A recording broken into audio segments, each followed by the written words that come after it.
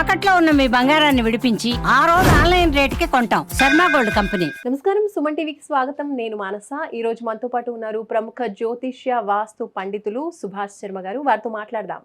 అలాగే ఈ జూలై మాసానికి సంబంధించి ద్వాదశ రాశులకి సంబంధించినటువంటి మాస ఫలితాలని తెలుసుకుందాం. గురుగారు నమస్కారం అండి. గురుగారు నమస్కారం అండి. గురుగారు, జూలై మాసానికి సంబంధించి ద్వాదశ రాశుల యొక్క రాశి ఫలితాలు తెలుసుకోవాలనుకుంటున్నాం. మరి ముందుగా జూలై మాసంలో మేష రాశి వాళ్ళకి పరిస్థితి ఏ విధంగా ఉంది, గ్రహస్థితి ఏ విధంగా ఉంది తెలియచేయండి. తప్పకుండా తెలియజేస్తాను. ముందుగా ప్రేక్షకులందరికీ శ్రీమాత్రే నమః, శ్రీ గురుభ్యో నమః. జ్ఞానినాంనపి చేతాంసి దేవి భగవతి హిసా బలాయ కృష్ణమోహాయ మహామాయ ప్రయశ్చతి.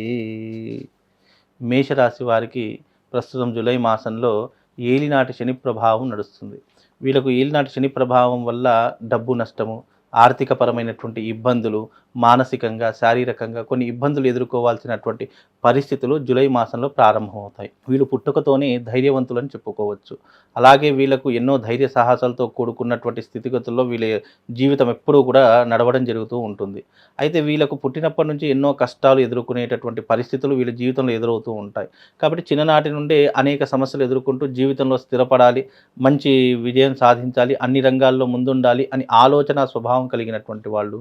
వీళ్ళకు కొండలు, లోయలు, గుట్టలు ఎక్కడం అంటే చాలా, అడ్వెంచర్స్ చేయడం అంటే చాలా ఇష్టము. అలాగే ఏ దాంట్లోనైనా సరే ధైర్యంగా వెళ్ళాలి, అందులో విజయం సాధించాలి అనేటటువంటి కోరికతో కూడుకున్నటువంటి వారు ఈ మేషరాశి వారు అవుతారు. అలాగే మేషరాశి వారికి ధైర్య సాహసాలు చాలా ఎక్కువగా ఉంటూ ఉంటాయి. ఎందుకంటే ఆ రాశికి అధిపతి కుజుడు అవుతాడు. కుజుడు ఏ తత్వం కలిగిన, అగ్నితత్వం కలిగినటువంటి వాడు కుజుడు. కాబట్టి వీళ్ళకు కోపం ఎక్కువే, ప్రేమ ఎక్కువే. అలాగని చెప్పేసి వీళ్ళు అన్నిట్లో కూడా సమపాలల్లోనే ఉంటూ ఉంటారు.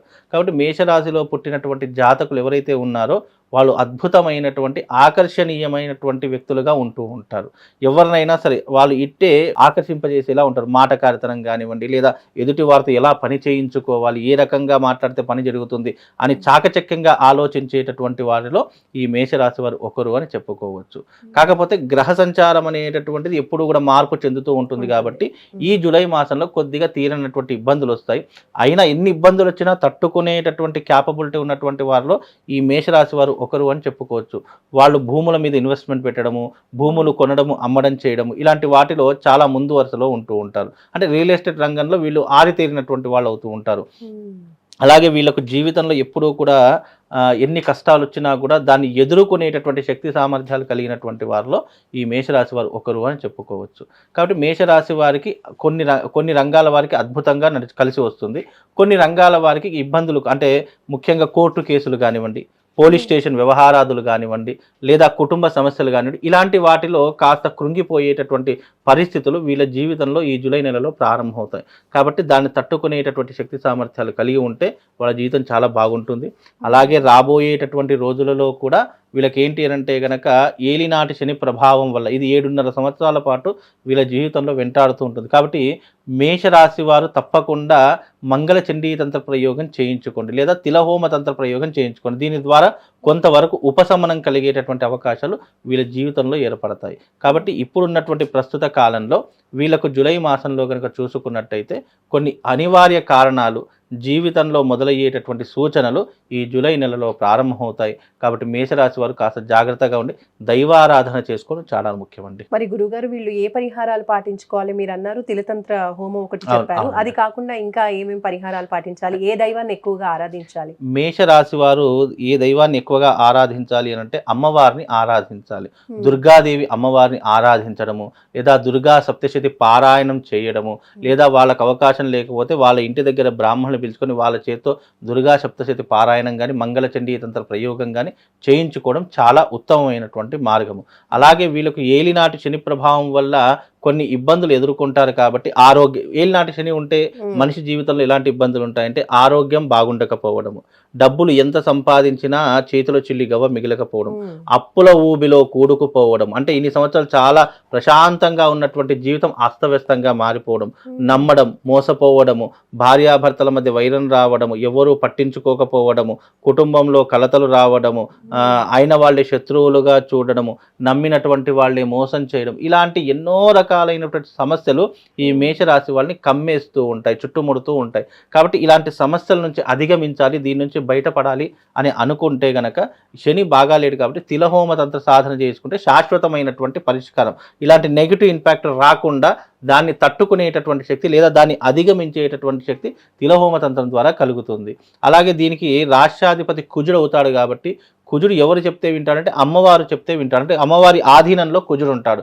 కాబట్టి ఆ కుజుడి యొక్క ప్రభావం కూడా తగ్గాలి, ఆ రాశికి అధిపతి అయినటువంటి వాడి యొక్క ప్రభావం కూడా తగ్గాలి అని అనుకుంటే గనక మేషరాశి వారు ఈ రకమైనటువంటి పరిహారం, లేదు ఇంట్లో కూర్చుండి లలితా సహస్రనామ పారాయణం కానివ్వండి, లేదు కనకధారా స్తోత్రం కానివ్వండి, లేదు అని అంటే గనక దేవి ఖడ్గమాల పారాయణం కానీ ఇలాంటివి చేసుకోవడం ద్వారా కూడా ఉత్తమమైనటువంటి ఫలితాలు కలుగుతాయి. కానీ శాశ్వత పరిష్కారం కావాలి, జీవితంలో మాకు ఇలాంటి సమస్యలు రాకుండా ఉండడానికైతే అది కేవలం యజ్ఞము ద్వారానే సాధ్యపడుతుంది. ఎందుకంటే ప్రతి మనిషి జీవితంలో శాశ్వతమైనటువంటి పరిష్కారం దేని వల్ల కలుగుతుంది అని అంటే కనుక యజ్ఞము ద్వారానే కలుగుతుంది. ఎలాగైతే ఒక హార్ట్ అటాక్ వచ్చినటువంటి వ్యక్తికి బైపాస్ సర్జరీ చేస్తేనే అది క్యూరేషన్ ఎలాగవుతుందో ఫైనల్గా ఇది కూడా మనిషి జీవితంలో ఫైనల్ స్టేజ్కి వచ్చినప్పుడు ఇక నా జీవితంలో మొత్తం అన్ని దారులు మూసుకుపోయాయి అని అనుకున్నప్పుడు ఫైనల్ స్టేజ్ అంటే యజ్ఞము ద్వారానే అవి సాధ్యపడతాయి. కాబట్టి ఇక నాకు యజ్ఞం చేసుకోవాలి అని అనుకుంటే ఈ యజ్ఞాలు చేసుకోవచ్చు. అలాగే దైవారాధనలో అమ్మవారి ఆరాధన చేసుకోవచ్చు. మరీ ముఖ్యంగా వీళ్ళు పాటించవలసినటువంటి నియమాలు పద్ధతులు ఏంటి అని అంటే గనక ఎవరి జోలికి వెళ్ళకూడదు, ఎవరికి షూరిటీ లాంటివి ఉండకూడదు ముఖ్యంగా. అలాగే వీళ్ళ పని వీళ్ళు చేసుకోవాలి, ఇతరుల విషయాల్లో అస్సలు జోక్యం చేసుకోకూడదు. కుటుంబాన్ని చాలా శ్రద్ధగా చూసుకుంటూ ఉండాలి. అనవసరమైన చెడు దారుల గుండా అడుగు పెట్టకూడదు. అంటే మద్యము, జూదము, పరస్త్రీ వ్యామోహము ఇలాంటివి ఏమైనా అలవాటు ఉంటే పూర్తిగా మానేసుకునే ప్రయత్నం చేయాలి. లేదంటే దీని ద్వారా ఫర్దర్గా ఇన్ ఫ్యూచర్లో వాళ్ళ జీవితం ఇంకా లోపలికి వెళ్ళిపోయి అంటే ఇంకా కృంగిపోయేటటువంటి తత్వం ఏర్పడుతుంటుంది. అందుకే ఇలాంటి కొన్ని విషయాలు జాగ్రత్తగా ఉండాలి. అలాగే మేషరాశి వారు ఇంకా జీవితంలో ఎదుగుదల రావాలి అని అనుకుంటే గనక తప్పకుండా నేను ఒక మంత్రం చెప్తాను. ఆ మంత్రాన్ని మీరు ప్రతి నిత్యం 108 సార్లు ఉదయం స్నానం చేసిన వెంటనే పఠనం చేసుకునే ప్రయత్నం చేయండి. ఓం త్వమస్మిన్ కార్య నిర్యోగే ప్రమాణం హరిసప్తమ హనుమాన్యత్నమాస్తాయ దుఃఖ క్షయకరో భవ అనేటటువంటి మంత్రాన్ని చదువుకోండి. దాని ద్వారా వాళ్ళకు శుభం లాభంతో పాటు అదృష్ట యోగం కూడా కలుగుతుంది. మేషరాశి వారికి అంతా శుభం లాభం కలగాలని అమ్మవారిని మనస్ఫూర్తిగా కోరుకుంటున్నాను. గురుగారు, మేషరాశి వాళ్ళకి అదృష్ట సంఖ్య, అదృష్ట రంగు తెలియజేయండి. అలాగే వాళ్ళు ఏ దిక్కున వెళ్తే కనుక వాళ్ళకి అదృష్టం కలిసి వస్తుంది అంటారు? తప్పకుండా అమ్మ, వీళ్ళకు మేషరాశి వారికి తెలుపు రంగు కలిసి వస్తుంది. అదృష్ట సంఖ్య వచ్చేసి వీళ్ళకి ఏంటి అంటే 7 కానీ 9 కానీ 8 కానీ వీళ్ళకి అదృష్ట సంఖ్యలు కలుస్తాయి. ఈ 3 లక్కీ నంబర్స్ అన్నమాట. దీంట్లో ఏ సంఖ్య వీళ్ళకు వచ్చినా కూడా అది అదృష్ట సంఖ్యగా మారుతుంది. అలాగే వీళ్ళకు దిశ వచ్చేసేసి పడమర దిశ వీళ్ళకి కలిసి వస్తుంది. అంటే వీళ్ళు ఏ పని చేసినా కూడా పడమర దిశగా వెళుతూ పని చేస్తే కనుక తప్పకుండా వీళ్ళకి అదృష్ట యోగం కలుగుతుంది. వీళ్ళు ఇంట్లో బయలుదేరేటప్పుడు కూడా పడమర దిశగా బయలుదేరి ఇంట్లో నుంచి బయలుదేరేటప్పుడు పడమర దిశగా బయలుదేరితే వీళ్ళ పని విజయవంతంగా కొనసాగుతుంది. కాబట్టి వీళ్ళకి అదృష్ట సంఖ్య తెలుపు, లక్కీ నంబర్స్ 8 or 9, 7 ఈ 3 నంబర్లు వీళ్ళకి అదృష్ట సంఖ్యలుగా కలిసి వస్తాయి. కాబట్టి అదృష్ట సంఖ్య దేనికి కలిసి వస్తుంది అంటే వీళ్ళు లక్కీ నంబర్ అన్నమాట. ఈ 7, 9, 8 అనేటటువంటివి వీళ్ళ జీవితాన్ని అదృష్టాన్ని మార్చేటటువంటి న్యూమరాలజీ ప్రకారం ఈ సంఖ్యలు కలిసి వచ్చేటటువంటి దిశగా వీళ్ళ యొక్క జీవితం నడుస్తుందమ్మా. ధన్యవాదాలు గురుగారు, నమస్కారం. చూసారు కదండి, జూలై మాసానికి సంబంధించి మేషరాశి వాళ్ళ మాస ఫలితాలు ఇవి. గురుగారు చెప్పినట్టుగా ఏలినాటి శని ప్రభావం ఎక్కువగా ఉంది కాబట్టి ఆ పరిహారాలు చేసుకునే ప్రయత్నం చేయండి. చూస్తూనే ఉండండి సుమన్ టీవీ. నమస్కారం.